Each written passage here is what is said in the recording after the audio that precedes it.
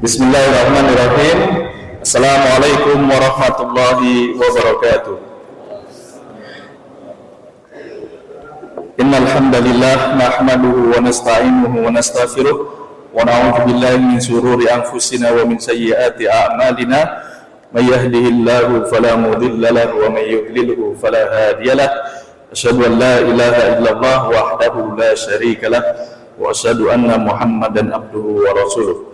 Allahumma salli wa sallim wa barik ala nabiyyina Muhammad sallallahu alaihi wasallam wa ala alihi wa ashabihi wa tabi'ina ila yaumil qiyamah, amma ba'd. Yang kami hormati Bapak Rektor, Bapak pimpinan pejabat di UM Metro. Kemarin saya memastikan Mas Beni yakin hari Jumat masuk. Soalnya hari kejepit biasanya. Alhamdulillah masuk. Dan pembahasan pagi hari ini yaitu berkaitan dengan fikih ibadah. Fikih ibadah ini sangat luas sekali. Kami mengambil sebagian kecil daripada fikih ibadah, yaitu yang berkaitan dengan diri kita. Ya. Yang pertama, memang agama Islam menganjurkan kepada kita untuk kaya. Jadi agama Islam menganjurkan kepada kita untuk kaya. Maka yang belum kaya silahkan mengkayakan diri. Jadi jangan bersifat pasif, tidak mau bekerja, malas-malesan, harus bekerja. Kalau kurang ilmunya bisa belajar di S1 ekonomi, gitu, ilmu manajemen akuntansi dan lain sebagainya. Jadi memang agama kita menyuruh kita untuk bekerja, ya, jadi untuk bekerja dan menyuruh kita untuk kaya. Ini prinsipnya. Jadi kalau bisa semua orang dari kita ini kaya. Urusan nanti sudah bekerja, kemudian qadarullah kok diberikan takdir tidak kaya, ya ini memang kehendak Allah Subhanahu wa taala, dan ini memang sudah takdir Allah Subhanahu wa taala. Tapi yang pertama memang kita dituntut untuk kaya, ya, untuk kaya. Ini yang pertama. Oleh karena itu Pak Isan buka toko, Pak Suryadi dan lain sebagainya buka toko, ada kos-kosan dan lain sebagainya. Itu karena untuk menunjang supaya cepat kaya. Mas Edi ini selain bersih-bersih masjid di UN, malamnya Pak masih begadang jualan martabak di Batanghari, Pak. Jadi kalau mampir ke Batanghari beli martabaknya Mas Edi, gitu ya. Karena memang agama Islam menuntut kita untuk kaya. Ini yang pertama. Dan nanti bagaimana standar kaya. Jadi kapan seseorang dikatakan kaya? Setelah kaya, ini prinsip yang pertama. Setelah kaya, kita dituntut untuk mengembangkan kekayaan kita. Ya, setelah kaya, duit tersebut dituntut untuk mengembangkannya, ya, mengembangkannya. Karena dengan pengembangan tersebut itu akan bermanfaat bagi kita dan bagi orang lain. Ya, ini yang kedua. Kemudian memang ada beberapa fadilah, bahkan baginda Nabi terus berusaha bekerja memperkayakan diri. Tapi prinsip selanjutnya, ya, kita disuruh berkembang, gitu ya. Alhamdulillah saya juga sudah berkembang, ya, badannya. Kita kembangkan pokoknya harta kita, kemampuan finansial kita kembangkan.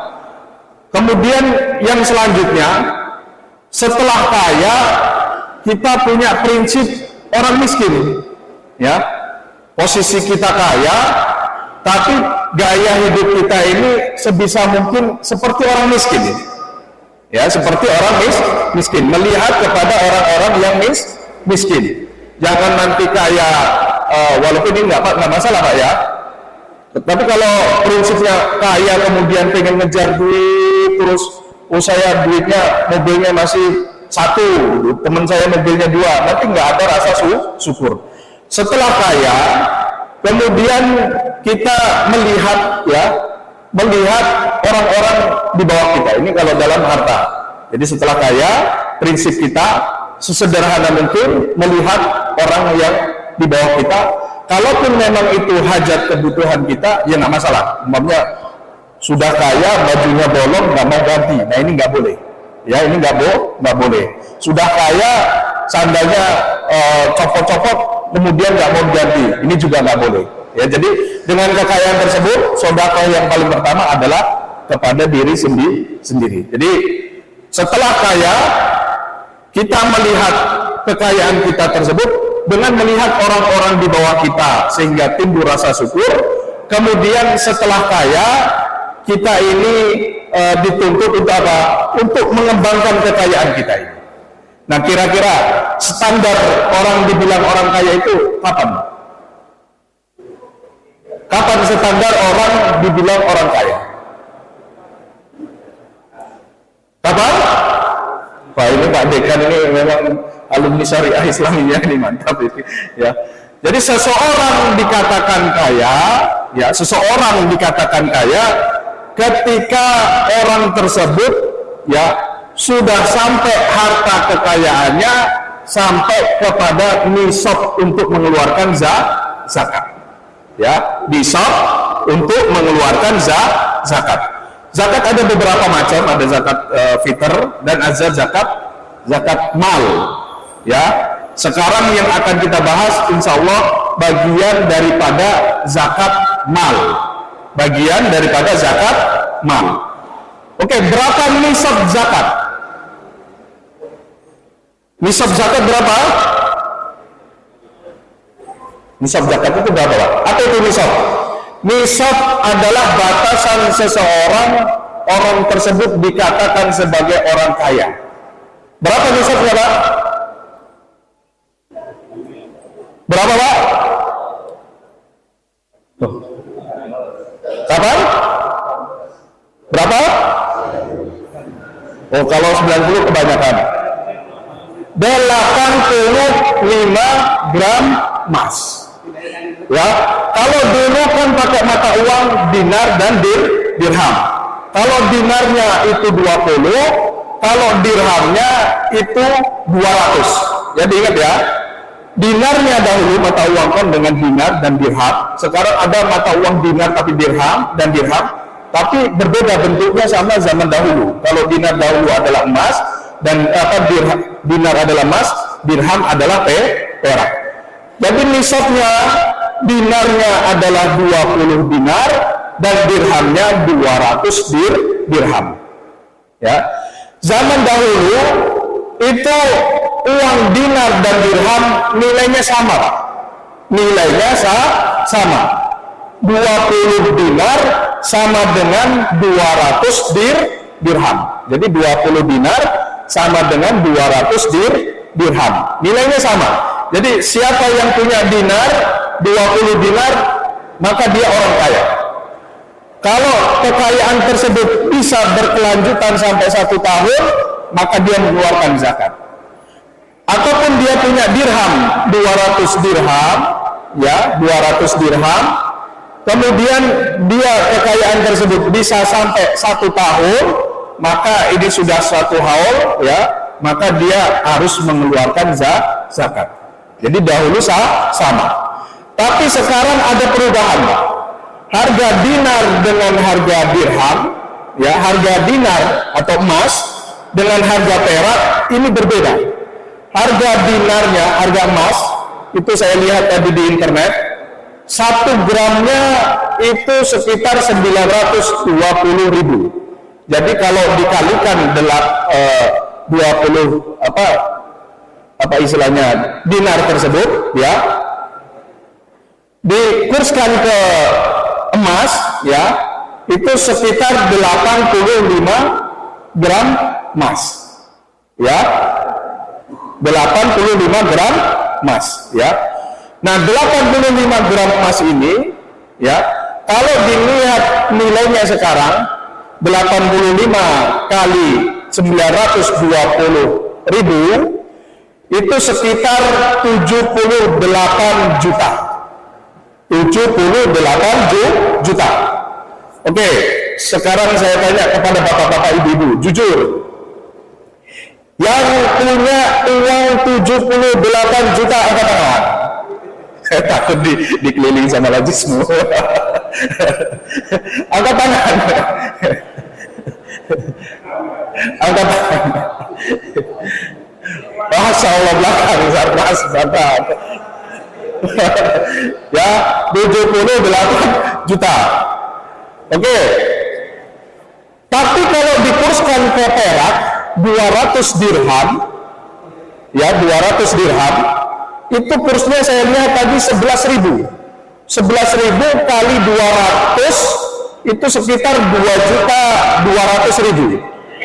2.200.000. Jadi kalau pakai standar emas 78 juta, kalau standar dirham 2.200.000. Zaman dahulu dinar dengan dirham harganya sama, tapi sekarang berbeda antara dinar dengan dirham. Ulama terdahulu itu karena pengen punya maslahat untuk umatnya lebih besar, dia mengambil standar yang paling kecil, Pak, antara dinar sama dirham. Jadi mana yang paling kecil, yang paling cepat bayar zakat, gitu ya. Yang paling cepat bayar zakat. Kalau sekarang ini berarti dinar dengan dirham kan harganya lebih murah dirham. Berarti dia lebih cepat mengambil patokan yang dirham. Nah, sekarang pertanyaannya, ulama kontemporer yang belakang ini, dia memakai standar patokannya dinar, emas. Pertanyaannya buat bapak-bapak, mau patokan dinar atau dirham? Kalau dinar, bapak dihitung orang kaya kalau punya 78 juta. Kalau dinar, kalau dirham, 200 dirham tadi, berarti 2.200.000. Kira-kira pilih yang mana, Pak? Mau fatwa ulama kontemporer atau ulama yang terdahulu, ulama klasik? Pilih mana, Pak?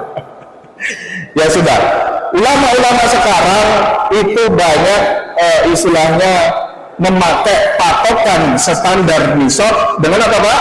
Dengan dinar. 78 juta. Ya, 78 juta. Tapi nanti kalau umpamanya, saya mau pakai patokan ulama yang klasik, ya 200 perak itu sama dengan 2.200.000, berarti saya orang kaya, saya mau keluarkan zakat, nggak apa-apa, Pak. Nggak apa-apa, karena dulu dinar dan dengan dirham sama, sekarang berbeda, emas dengan perak. Ya, ini yang pertama, ya. Maka mohon maaf, nanti kalau seandainya pas kemarin kita belum pernah bayar zakat karena uangnya kurang, gitu ya, uangnya kurang, belum sampai 78 juta, ya, belum sampai 78 juta. Ternyata serdosnya ini dirapel-rapel, Pak, dirapel-rapel. 3 juta kali berapa gitu, atau mungkin 1 tahun. Nah itu mencukupi, Pak, mencukupi sampai 78 juta. Nah itu mulai dihitung setar haulnya, ya, mulai dihitung setar haulnya, ya. Nanti kalau setelah 1 tahun uangnya masih tersisa lebih, berarti bayar zakat. Kalau ternyata ini 78 juta, ya kan, 78 juta, setelah 1 tahun kok sisanya 2 juta, ya ini nggak usah bayar zakat. Ya, kayaknya itu setelah 1 tahun, kalau dia masih tetap duitnya itu, makanya nanti kita kan bingung, Pak, ya, netapin 1 haulnya kapan. Kita nggak berbicara dengan zakat profesi, ya, nanti dahulu kita istilahnya mengkaji ilmu zakat yang klasiknya dahulu, ya. Nanti zakat profesi di pembahasan fikih ibadah yang selanjutnya, gitu ya. Kita membahas yang zakat mal yang klasiknya dahulu, ya. Jadi kan kita bingung ini. Kita sekarang nggak ada 78 juta, ya kan? Nah, nanti tiba-tiba kita datang jackpot atau bonus dan lain sebagainya 78 juta. Ini satu haulnya dimulai sejak kapan? Dimulai sejak dia mendapatkan nisabnya. Ya, mendapatkan nisabnya. Setelah 1 tahun, kalau duitnya masih ada, mengeluarkan zakat. Ya, kalau duitnya nggak ada, ya, kalau duitnya nggak ada, tersisa tadi 2 juta, 5 juta, ya nggak usah mengeluarkan zakat, karena belum sampai nisabnya. Ya, belum sampai nisabnya. Dan ini memang kita bahas, ya, kita banyak lalainya di sini, ya, banyak lalainya di sini. Coba saya tanya sama ibu-ibu, ada yang memakai cincin gelang, kemudian kalung, paling besar itu berapa gram, Bu, yang ibu pakai, Bu? 4 gram, Pak, ya? 100 gitu.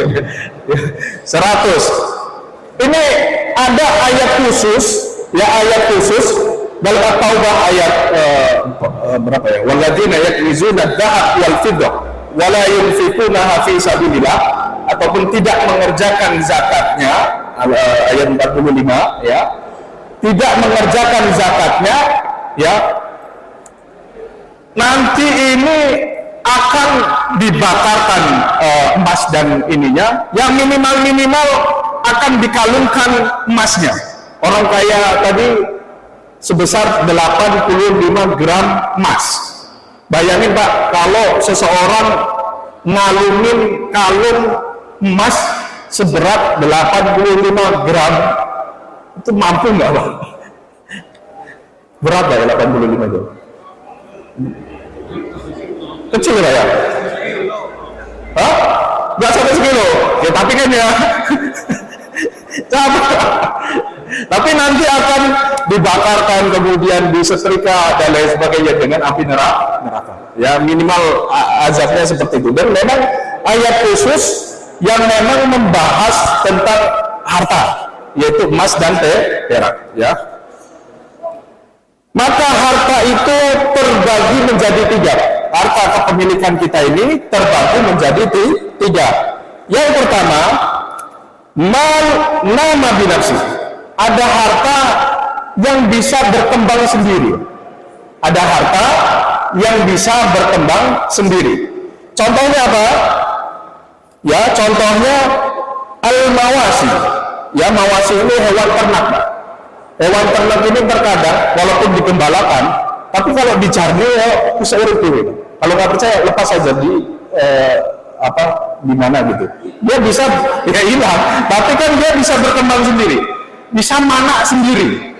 Ya, kambing di hutan itu nggak digembala, Pak, tapi nggak bisa berkembang biak sendiri. Jadi ada harta yang modelnya seperti itu, ya. Wal ma'adin, dan ada barang tambang. Barang tambang minyak bumi itu bertambahnya bagaimana? Siapa yang menernak minyak bumi, Pak? Kan nggak ada, Pak. Kan nggak ada.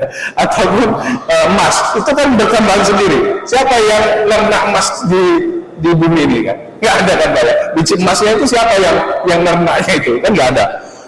Wazar, dan tumbuhan. Tumbuhan ini, makanya Indonesia ini jangankan pari, ya, tongkat saja ditancapkan bisa hidup. Makanya tadi semangat Pak Warto, kalau bisa merdeka juga tentang kebutuhan, gitu ya. Wathimar, dan buah, buah. Ini pohon ini, ya kalau dipelihara lebih bagus, sama orang biologi lebih bagus. Tapi kalau dijarni, ya udah, Pak. Pohon, ya, tanaman itu kalau dijarni, dibiarin, itu tetap hidup, Pak, dan bisa berkembang biak sendiri. Ya, walaupun tidak ada campur tangan manusia. Nah, seperti ini zakatnya ketika panen. Zakatnya ketika panen. Jadi ada harta yang dia bisa berkembang sendiri, nama binafsihi, berkembang, tumbuh sendiri, maka ini bayar zakatnya ketika panen. Ini yang pertama, ya. Jadi yang sambilannya sambil kerja di UN, sambil nyawa, sambil kerja di UN punya kambing, sambil kerja di UN punya kebun, itu maka nanti kalau istilahnya panen harus bayar zakat. Ya, harus bayar zakat. Dan ada juga harta yang harus dikelola dahulu, panen, berkembang. Ya, ada harta yang kita upayakan, kita kelola, baru berkembang. Contohnya apa, Pak? Ya, contohnya duit rupiah, emas, perak. Taruh duit rupiah di kotak, emas di kotak, di suatu tempat. Kira-kira bisa mana dewi nggak ini, Pak? Bisa mana sendiri ya ini, Pak?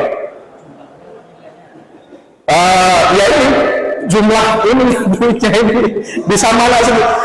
Kalau tumbuhan kan biarin sendiri, nanti dia akan pukul-pukul sendiri. Anaknya itu akan berkembang dia sendiri. Walaupun mohon maaf nggak ada campur tangan orang lain. Pohon samping ini ya sukut dan lain sebagainya itu kok bisa berkembang? Emang Bapak ngapain ini? Enggak ya, bisa berkembang sendiri. Ya, tapi kalau duit, ya emas, perak, duit, harta sekarang ini, dia nggak akan berkembang biak sendiri. Jadi kalau ditaruh di suatu tempat, dia nggak akan berkembang biak sendiri nih, Pak. Kan nggak bisa duit satu emas 1 gram, kemudian besoknya muncul 2 gram, kan nggak ada ceritanya. Kecuali diupayakan, ya, kecuali diusahakan, dikelola, diputar oleh manusia, ya, makanya dia menjadi berkembang, ya kan? Modalnya 100 juta, setelah dikelola-kelola menjadi 200 juta. Nah, harta seperti ini bayar zakatnya setelah 1 tahun, setelah satu tahun, ya, setelah 1 tahun. Mohon maaf. Nanti ya yang ketiga, ya. Yang ketiga, mal ghairu man binafsihi. Harta yang tidak berkembang sendiri, wa ghairu marsad linama, dan memang tidak diupayakan untuk dikembangkan. Contohnya apa? Rumah. Contohnya apa? Mobil. Ya, contohnya apa? Sepeda motor. Contohnya apa? Baju, peci dan lain sebagainya. Maka ini tidak ada zakatnya. Ya, Pak Isan bertanya, saat saya punya rumah, itu nggak perlu zakat? Enggak. Tapi dikontrakan enggak? Dikontrakan. Nah, ini dikembangkan, makanya harus bayar zakat. Ya, jadi ada harta yang tidak berkembang, ya, tidak bisa berkembang sendiri. Rumah kan kalau dicekli rumah, apa bisa tahu-tahu jadi 2 gitu? Kan nggak bisa. Ya, tapi kalau tumbuhan bisa, ya, hewan ternak bisa berkembang dia sendiri, ya, tapi kalau rumah nggak bisa, ya. Rumah yang tidak dikembangkan maka nggak ada zakat. Tapi kalau ada rumah yang dikembangkan, ya, yang dikembangkan, maka ini potensi untuk membayar zakat. Jadi ada harta 3. Nah, Bapak hitung sendiri, ya, harta saya yang memang berpotensi untuk berkembang sendiri, tumbuhan tadi dan lain sebagainya, itu membayar zakatnya ketika panen, ketika lahirin. Kalau bertambah berarti hewan ternak bertambah, ya. Sawah, ya, parinya, sawah parinya. Ya, nanti di pertanyaan saja, ya. Sawah ini kan tanah, kalau enggak istilahnya parinya tersebut, ya, parinya, ya. Kecuali kalau sawah nggak ada parinya tapi disewakan. Nah, ini potensi dikembangkan. Nah, dalam agama Islam tadi kan disuruh kaya, punya sawah sekombo. Yang kedua dituntut apa? Ngembangin harta kita. Karena mohon maaf, banyak orang-orang miskin yang memang tidak punya ilmu untuk ngembangin harta. Oleh karena itu, kita yang punya harta dituntut untuk ngembangin harta, ya, dituntut ngembangin harta. Hasil dari perolehan kita itu dibagi-bagi untuk kita dan orang miskin, ya.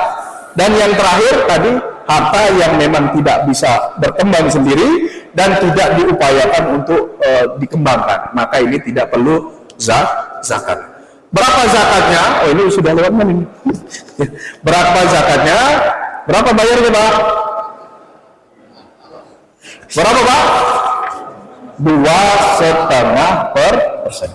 2,5%. Jadi mohon maaf, mulai sekarang, ya, alhamdulillah kalau semenjak nikah udah kaya, Pak. Ya, alhamdulillah kalau semenjak nikah sudah kaya. berarti sudah sampai di nisab, ngitungnya enak Pak. Tapi kalau dari semenjak nikah ini sama-sama bareng-barengan sulit semua gitu ya, nah itu ngitung nisabnya sejak kapan? Sejak sampai 78 juta, kemudian dari kebutuhan pribadi masih ada sisa 78 juta, maka itu sudah satu haul, maka membayar zakat ya sebanyak 2,5% ya. Semoga ini saja, dan kami ingatkan haul di sini adalah bulan Komariah, bukan bulan Samsiah. Maka bapak-bapak terserah mau, yang penting bayar zakat, mau kemana saja boleh, tapi kita ada lajismu, silakan bayar di sana, ataupun mau bayar, kami pengelola panti asuhan Budi Mulia di Sukarame mau bayar ke anak-anak panti asuhan, kita juga welcome, gitu lah ya.